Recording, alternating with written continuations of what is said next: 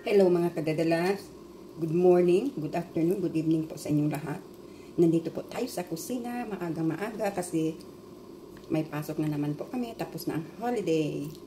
Now, magluluto tayo mga kadadalas ng siopaw, chicken asado. Pangbaon lang mga kadadalas. Meron akong tinang chicken meat dito.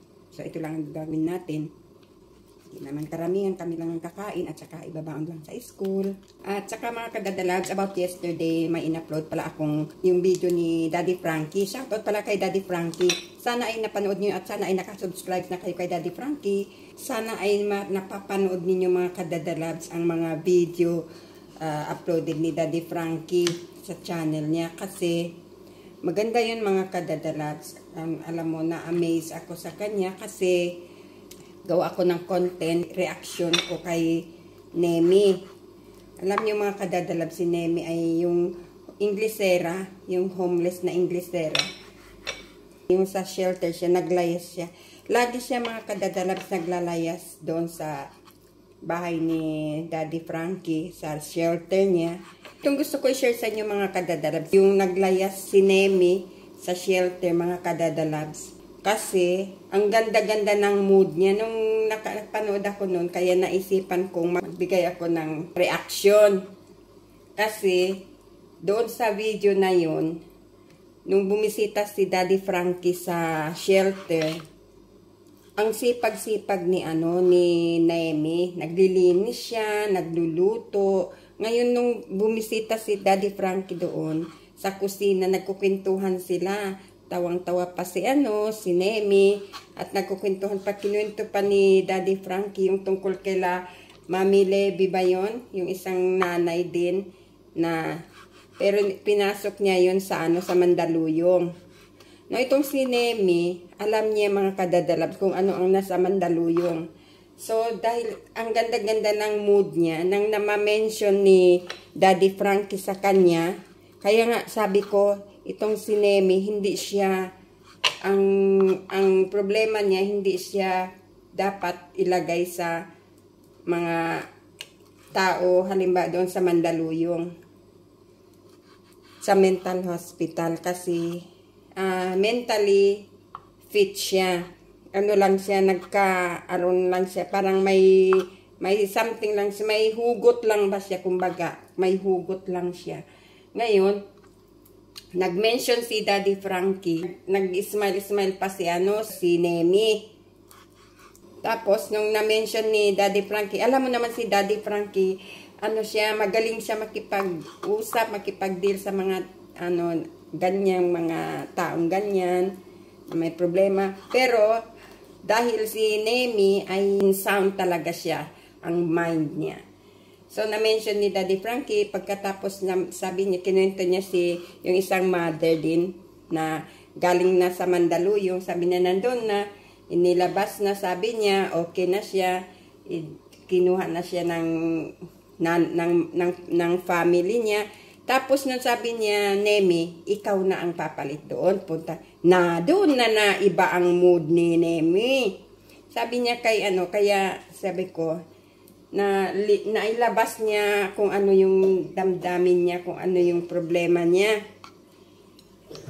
So, ayan mga kadadalab sa ating chicken asado. Igisa lang natin sa bawang at sibuyas. So, ayan mga kadadalab, umalsa na yung flour natin. Yan, tingnan ninyo mga kadadalab. Yan.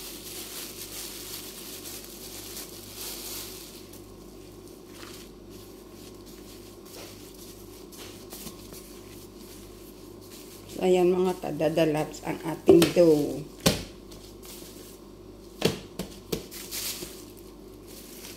So bago tayo magluto ng filling niya, gusto ko bilog-bilogin muna natin para paalsahin. Yan.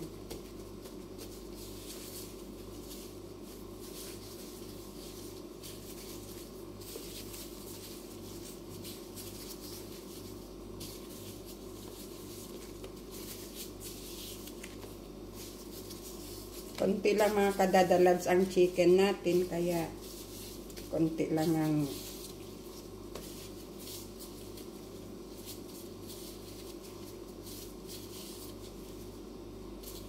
ayan.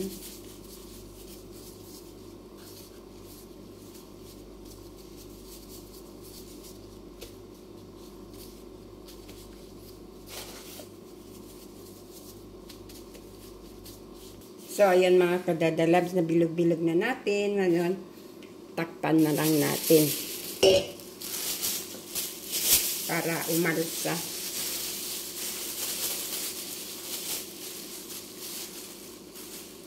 Ayan. Malinis naman ito mga kadadalabs. Malinis ang plastic natin na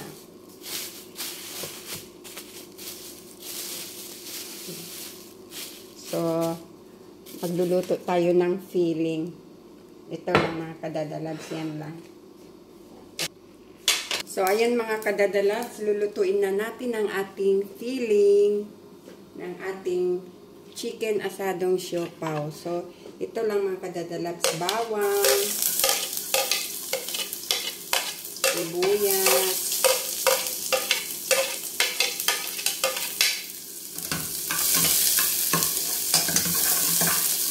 siyempre ang ating chicken.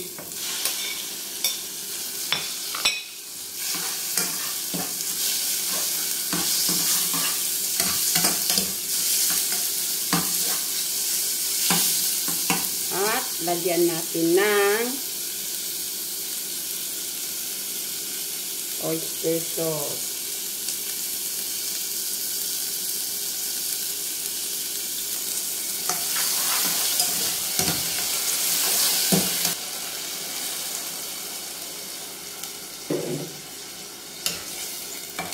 Nilagyan natin ng tubig kasi gagawin nating sauce yung sabaw niya. So, para malapot-lapot, lagyan natin ng konting cornstarch.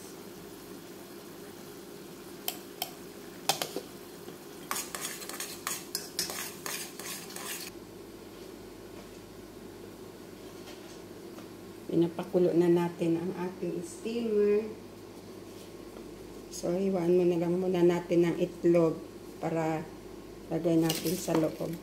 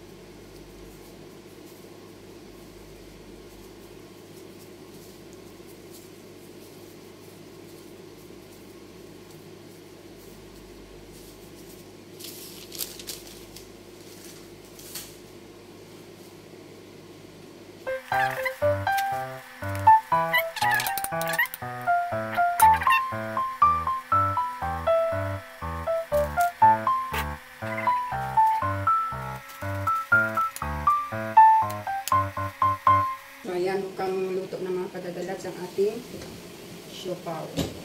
Hindi naman ito paninda eh. Pang kain lang sa bahay. So,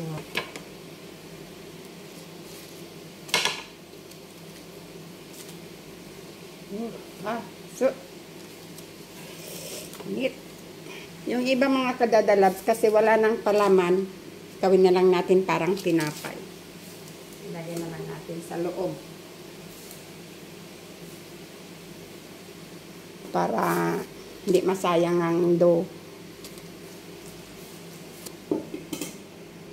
So, ayan ang ating siopaw mga kadadalabs. Yun ay na hindi siya nasaradong mabuti. So, ito. Ayan. Hindi natin hanguin ito.